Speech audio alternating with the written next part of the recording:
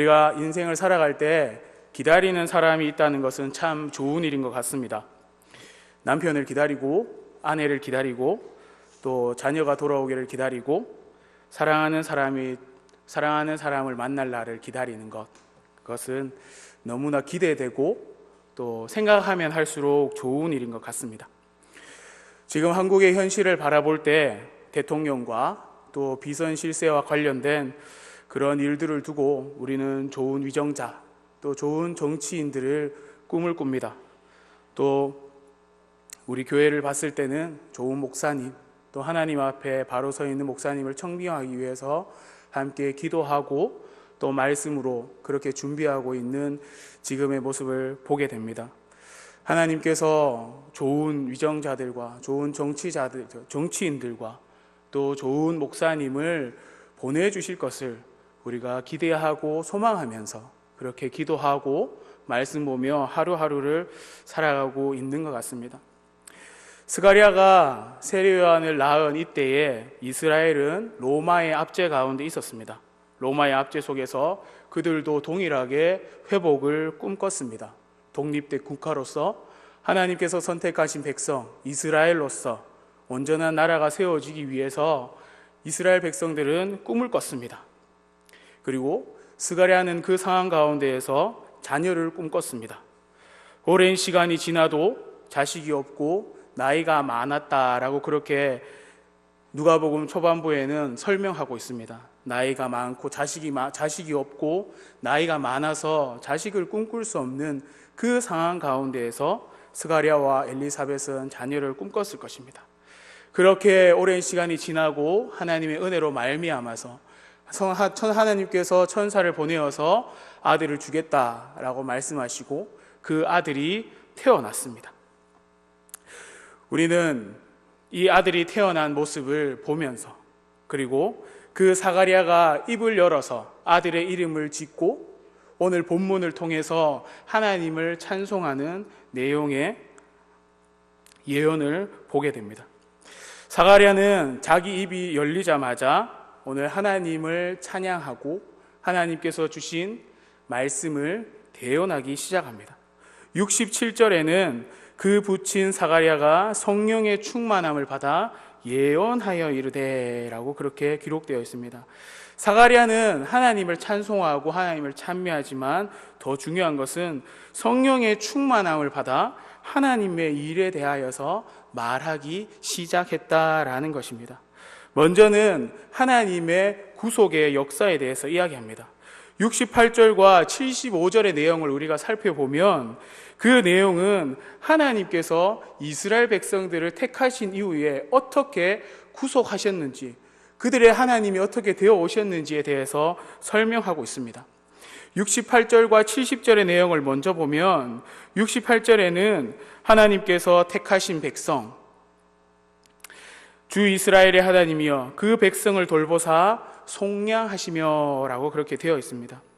이스라엘 백성들은 하나님이 택하신 백성이었지만 그들은 여전히 아담 이후에 죄와 허물 아래 있었기 때문에 속량받을 필요가 있었고 구속함을 받지 않으면 멸망당할 수밖에 없기 때문에 하나님께서 이스라엘을 친히 돌보시고 속량하신다라고 그렇게 고백합니다. 또한 69절에는 구원의 뿔이 다윗의 집으로 나온다라고 그렇게 말하고 있습니다. 구원의 뿔이 다윗의 집으로 나온다라는 것은 이미 예전부터 이스라엘에게 약속되고 기대되었던 일입니다. 시편 132편에 보면 내가 거기서 다윗에게 뿔이 나게 할 것이라. 내가 내 기름 부은 반 자를 위하여 등을 준비하였다다. 내가 그의 원수에게는 수치를 옷 입히고 그에게는 왕관이 빛나게 하리라 하셨도다 라고 그렇게 하나님께서 구원의 뿔을 세우시겠다라고 약속하셨습니다.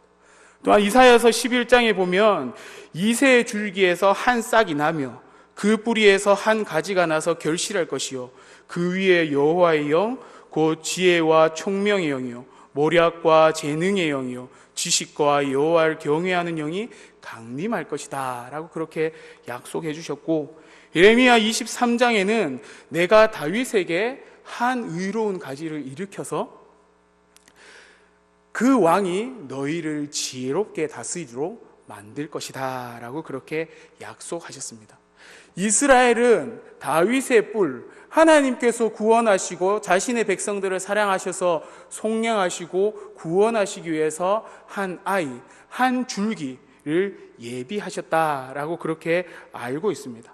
스가랴가 성령이 충만하자 하나님께서 오래전부터 약속하셨던 그 구원의 일들에 대해서 선포하고 있다는 것입니다.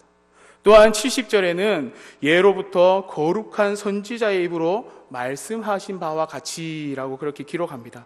하나님의 구속하심, 하나님의 구원하심, 하나님의 속량하심, 이것이 메시아를 통해서, 한 가지를 통해서, 한 아이를 통해서 성취될 것인데, 선지자들이 말하던 그 일이 오늘 사가랴의 입을 통해서, 성령이 충만하게 임한 사가랴의 입을 통해서도 선포되어지고 있다라는 것입니다. 거룩한 선지자, 구약에 나타났던 거룩한 선지자들은 누구를 속이려 하거나 어떤 상황에서 타협하려 하거나 하나님의 말씀을 변개하려 하지 않았습니다. 세상을 향하여 하나님의 거룩하심을 드러내기 위해 정직하게 행했습니다. 왜냐하면 그들에게 하나님이 임하시고 그들에게 하나님의 영이 임해서 하나님의 말씀을 전하도록 만드셨기 때문입니다. 신의 바다 선지자들은 달랐지만 그 선지자들을 통해서 선포되는 말씀은 동일하였다라는 것입니다. 그들은 서로 달랐지만 그들의 입은 하나같이 하나님의 하나님 되신, 하나님의 속량하심, 하나님께서 메시아를 보내셔서 그들을 구원하실 것에 대해서 말하고 있었다라는 것입니다. 그렇다면 이 구원하심은 무엇이냐? 이 속량하심은 무엇이냐? 400년 애굽 종살이 가운데에서 하나님께서는 모세를 세우셔서 그들을 구출해 내셨습니다. 또한 이전에 아브라함의 언약을 통해 긍휼로 하신 맹세를 하나님께서 지켜가고 계셨다라는 것입니다. 창세기 22장에는 내가 내게 큰 복을 주고 내 씨가 크게 번성하여 하늘의 별과 같고 바닷가의 모래와 같게 하리니 내 씨가 그 대적의 성문을 차지하리라 라고 그렇게 기록하고 있고, 창세기 24장에는 하늘의 하나님 여호와께서 나를 내 아버지의 집과 내 고향 땅에서 떠나게 하시고 내게 말씀하시며 내게 맹세하여 이르시기를 이 땅을 내 씨에게 주리라 하셨으니 그가 그 사자를 너보다 앞서 보내실지라 내가 거기서 내 아들을 위하여 아내를 택할지라 라고 그렇게 기록하고 있습니다. 하나님께서 아브라함을 통해서 이미 내 씨를 통해서 내 씨가 번성하고 내 씨가 차지할 그 땅 가운데에서 하나님의 영광을 누릴 것이다 라고 약속해 주셨고, 그 맹세를 지키시기 위하여서 400년간의 애굽의 종살이 가운데에서 모세를 세우셔서 하나님께서 그들을 회복시키셨다라는 것을 말하고 있습니다. 또한 신명기 7장에는 너희가 나의 모든 법도를 지키고 행하면 내 하나님 여호와께서 내 조상들에게 맹세하신 언약을 지켜 너에게 은혜를 베푸실 것이다 라고 그렇게 기록해 주셨다라는 것입니다. 구원하심의 첫째는 바로 하나님께서 자기 백성들을 구원하신다라는 것입니다. 이스라엘은 로마의 압제로부터 해방될 것을 기대했습니다. 그리고 이전의 구약의 모든 사건들을 보면 이방을 향해 애굽 땅, 아수르, 바벨론, 여러 그런 이방 나라들 가운데에서 하나님께서 구원하시고 하나님께서 회복시키시는 것을 보았지만, 이스라엘은 그것을 바라보면서 로마의 압제로부터 해방을 기대했었습니다. 하지만 스가랴가 그리고 선지자들이 예언했던 것은 원수로부터 그들이 건짐을 받고 원수로부터 회복되는 것은 바로 죄로부터의 구원이다라는 것입니다. 내면의 타락과 외적인 시험으로부터 우리를 죄의 종으로 삼고 있는 사탄의 권세로부터 구원하는 것, 그들이 섬겼던 이방 종교, 우상, 사단의 그 음모로 말미암아서 그들이 하나님을 변개했던, 하나님을 멀리했던 그 상황 가운데에서 하나님께서 이들을 죄로부터, 타락으로부터 구원하시겠다라는 것이 바로 구원의 첫 번째 내용이다라는 것입니다. 그리고 두 번째는 아담의 범죄 이후로 누리지 못했던 하나님의 은혜를 회복시키는 것을 이야기하고 있습니다. 73절에는 곧 우리 조상 아브라함에게 하신 맹세라라는 이 말씀은 예수님께서 구원자로 오심으로 말미암아, 예수님께서 한 씨로 오심으로 말미암아서 사단은 패하고 원수의 손에서 건짐을 받아 우리가 잃었던 은혜와 생명을 하나님께서 회복시키겠다라는 것을 말씀하고 있다라는 것입니다. 하나님의 나라의 백성, 천국 시민권을 우리가 다시 회복하도록 하나님께서 만드신다라는 것을 이야기하고 있다는 것입니다. 또한 세 번째는 하나님을 경외하는 일에 대한 자격의 부여, 하나님을 경외하는 일에 대한 그들의 격려라는 것입니다. 75절에 보면 종신토록 주의 앞에서 성결과 의로 두려움이 없이 섬기게 하리라 라고 그렇게 기록합니다.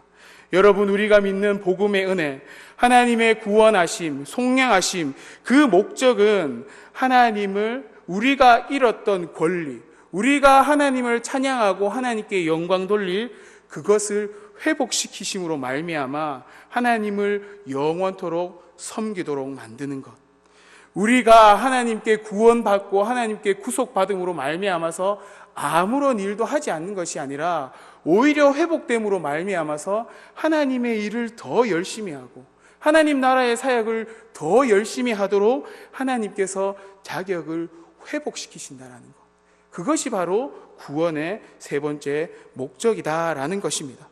에스겔 36장 24절에서 27절에 보면 이 내용이 나옵니다. 내가 너희를 여러 나라 가운데서 인도하여 내고 여러 민족 가운데서 모아 데리고 고국 땅으로 돌아가게 할 것이다. 그리고 맑은 물을 너희에게 뿌려서 너희로 정결하게 하되 너희 모든 더러운 것에서와 모든 우상에서 너희를 정결하게 할 것이다. 그리고 새 영을 너희 속에 두어서 새 마음을 너희에게 주고 너희 육신에서 굳은 마음을 제거하여 부드러운 마음을 주고 내 영을 너희 속에 두어 내 율례를 행하도록 만들어주겠다라고 그렇게 하나님께서 에스겔 선지자를 통해 약속하셨다라는 것입니다. 결국 스가랴가 성령 충만하여서 그가 원하던 아들을 얻고 하나님 앞에 예언하고 하나님께 찬양하며 성령 충만을 통해 이야기했던 것은 바로 하나님께서 구원하실, 하나님께서 이 아이의 탄생을 통해서 세상의 어떤 압제와 세상의 어떤 부조리를 뒤집어 엎는 것이 아니라 하나님의 나라, 하나님의 구속하심, 하나님의 구원하심에 대해서 사가랴는 예언하고 있다라는 것입니다. 제사장이었지만 하나님께서 주신 말씀을 선지자처럼 그 자리에서 예언을 하고 있다라는 것입니다. 우리가 한 단계 한 단계 삶의 문제들이 해결되어지고 한 단계 한 단계 하나님의 그 구속하심, 하나님의 인도하심이 경험되어져 갈 때 우리는 감사하기보다, 우리는 이 문제들이 해결되어진 것에 대해 안위하기보다 하나님의 구원 사역, 하나님께서 나를 통해, 하나님께서 우리를 통해 행하신 그 구속의 사역에 대해서 우리가 스가랴처럼 찬미할 수 있어야 되고 스가랴처럼 찬송할 수 있어야 한다라는 것입니다. 어떤 문제와 어떤 상황이 닥치더라도 그것이 해결되어졌을 때 하나님의 그 구원하심, 하나님의 그 인도하심, 하나님께서 태초부터 지금까지 우리를 살리시기 위해 하셨던 그 일들에 대해서 먼저 찬송하고 찬양할 수 있는 저와 우리 모든 성도님들 될 수 있기를 주님의 이름으로 간절히 축복합니다. 68절에서 75절까지 하나님의 하나님 되심, 언약을 신실하게 지키시고 메시아의 구원 사역, 원수의 손에서 건지시고 종신토록 주의 앞에서 성결과 의로 두려움이 없이 섬기게 하리라 라고 그렇게 약속하신 그 약속을 이 사가랴가 선포했다라면 76절에서 80절의 말씀은 선지자로 부름받은 자의 인생, 하나님의 말씀을 전하는 자들의 인생에 대해서 말하고 있다라는 것입니다. 76절과 80절은 천사가 스가랴에게 했던 약속이 다시 한번 선포되는 것과 같습니다. 누가복음 1장 15절에서 17절에 보면 이는 그가 주 앞에 큰 자가 되며 포도주나 독한 주를 마시지 아니하며 모태로부터 성령의 충만함을 받아 이스라엘 자손을 주 곧 그들의 하나님께로 많이 돌아오게 하겠습니다. 그가 또 엘리야의 심령과 능력으로 주 앞에 먼저 와서 아버지의 마음을 자식에게 거스르는 자를 의인의 슬기에 돌아오게 하고 주를 위하여 세운 백성을 준비하리라 라고 이렇게 기록합니다. 먼저는 선지자라 일컬음을 받는다라고 합니다. 그리고 주 앞에 가서 그 일을 준비한다라고 합니다. 또 주의 백성에게 그 죄사함으로 말미암는 구원을 알게 한다라는 것입니다. 그리고 이것은 하나님의 긍휼로 인하였고 돋는 해가 위로부터 우리에게 임하여 어둠과 죽음의 그늘에 앉은 자에게 비치고 우리 발에 평강의 길로 인도하시도다. 하나님이 하신 일들을 선지자들이 지금까지 선포해 왔던 것처럼 지금 태어난 이 아기는 선지자로 불릴 것이며 주님이 오시기 전에 그 일을 준비할 것이고 하나님께서 예비하시고 준비하시기 때문에 오직 하나님 나라, 오직 하나님의 구속하심, 오직 하나님의 속량하심만을 전할 것이다. 곧 죄사함과 회개에 이르며 말씀을 듣고 그리스도를 듣고 구원에 이르는 사역을 하게 될 것이다 라는 것을 이야기하고 있다라는 것입니다. 이사야서 40장에 보면 이미 준비되었습니다. 외치는 자의 소리여 이르되 너희는 광야에서 여호와의 길을 예비하라 라고 이야기하며 여호와의 입이 그들에게 말씀하셨느니라 라고 그렇게 기록하고 있습니다. 마가복음 1장 3절에서 4절을 보면 광야에 외치는 자의 소리가 있어 이르되 너희는 주의 길을 준비하라 그의 오실 길을 곧게 하라. 기록된 것과 같이 세례 요한이 광야에 이르러 죄사함을 받게 하는 회개의 세례를 전파했다라고 기록하고 있습니다. 또한 요한복음에는 이 세례 요한이 증언하러 왔다. 빛에 대하여서 증언하러 왔는데 그가 빛이 아니라 빛이 될 분은 뒤에 오신다라고 그렇게 기록하고 있습니다. 곧 선지자는 무엇이냐?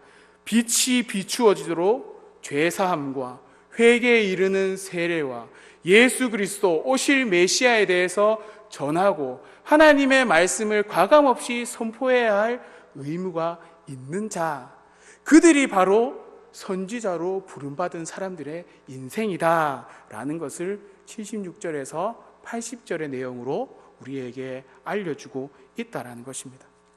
이 스가랴의 예언이 현대를 살아가는 우리에게 어떤 의미를 가지느냐? 마태복음 28장 18절에서 20절에 예수님께서 우리에게 명령하셨습니다. 예수께서 나와 말씀하여 이르시되 하늘과 땅의 모든 권세를 내게 주셨으니 그러므로 너희는 가서 모든 민족을 제자로 삼아 아버지와 아들과 성령의 이름으로 세례를 베풀고 내가 너희에게 분부한 모든 것을 가르쳐 지키게 하라. 볼지어다 내가 세상 끝날까지 너희와 항상 함께 있으리라 하시니라. 예수님께서 오시기 전 하나님께서 아브라함과 선지자들을 통해서 약속하셨던 그 속량과 그 구속하심이 세례 요한을 통해서 제사함이 선포되고 회개가 선포되었다라는 것입니다. 그것이 지금 현대를 살아가는 우리에게도 동일하게 적용된다라는 것입니다. 스가랴가 성령의 충만함을 받아서 하나님의 왕 되심과 오실 메시아의 주 되심을 믿음으로 고백하였던 것처럼 늙어서 아기가 생기지 않아서 답답했을 것이고 죄인 취급도 받았을 것이고 아이의 탄생을 통하여서 많은 사람들의 비난을 제거하고 거기에 대해서 떳떳하게 이야기할 수도 있었을 것이지만 또한 아이를 주심에 대하여서 온 집안과 더불어 하나님 앞에 감사의 예배와 잔치를 벌일 수도 있었지만 스가랴가 입을 열어서 성령의 충만함을 받고 찬송하며 예언했던 내용은 하나님의 하나님 되심과 메시아 예수 그리스도의 구속 사역에 대해서, 그리고 그것을 선포할 선지자들의 사명에 대해서 예언하고 있다라는 것입니다. 사가랴는 태어난 아기에 대하여서 76절에 이 아이여 내가 지극히 높은 이의 선지자라 일컬음을 받고 주 앞에 가서 그 길을 준비한다라고 기록합니다. 세례 요한은 예수님의 초림을 준비했던 예비자였습니다. 그렇다면 예수 그리스도를 믿는 우리는 예수님의 재림을 준비하는 예비자가 되어야 한다라는 것입니다. 우리가 현대를 살아갈 때 종말이 다가왔다, 재림이 가까워왔다, 지금 시대에는 희망이 없다, 그렇게 이야기하면서 잘 먹고 잘 살고 잘 누리면 만사가 오케이라고 생각하는, 걱정하지만 자기 배만 부르면 아무런 문제가 없는 그런 시대에 우리는 살아가고 있다는 것입니다. 결혼하기를 싫어하고, 애 낳기를 싫어하고, 가르치기를 싫어하고, 양육하기를 싫어하고, 하나님의 말씀을 선포하는 것을 꺼려하는 시대를 우리가 살아가고 있다는 것입니다. 아무리 어렵다 해도 자기 배 부르면 다른 것에 크게 관심이 없는 시대를 살아간다는 것입니다. 종말이 왔다라고 얘기하지만 하나님의 말씀을 전하는 것을 두려워하는 시대에 우리가 살아가고 있다는 것입니다. 여러분 분명히 보십시오. 곧 이 땅에 믿음의 다음 세대는 점점 자취를 감추어 갈 것입니다. 우리가 이 나라, 이 땅, 이 민족에게 하나님의 긍휼이 필요하다라고 그렇게 말하지만 정작 우리에게 필요한 것은 내 삶이 선지자로서의 삶, 하나님의 말씀, 하나님의 구속하심, 하나님의 그 구원하심을 내 삶 가운데에서 풀어내고 있는지, 내 삶 가운데에서 선포하고 있는지, 하나님의 하나님 되심, 예수 그리스도의 그 구속주 되심, 다시 오실 예수님을 기대하고 소망하는 마음을 내가 선포하고 내 삶 가운데서 드러내고 있는지에 대해서 우리가 고민하고 우리의 삶을 돌아보아야 한다는 것입니다. 베드로전서 1장 10절에서 13절에 보면 이 구원에 대하여는 너희에게 임할 은혜를 예언하던 선지자들이 연구하고 부지런히 살펴 자기 속에 계신 그리스도의 영이 그 받으실 고난과 후에 받으실 영광을 미리 증언하여 누구를 또는 어떤 때를 지시하는지 상고하니라 라고 그렇게 기록하고 있습니다. 후에 오실 예수님, 재림하실 예수님, 그 예수님이 이전의 선지자들이 말씀 가운데 선포했던 그것을 상고하고 연구했다라고 이야기하고 있다라는 것입니다.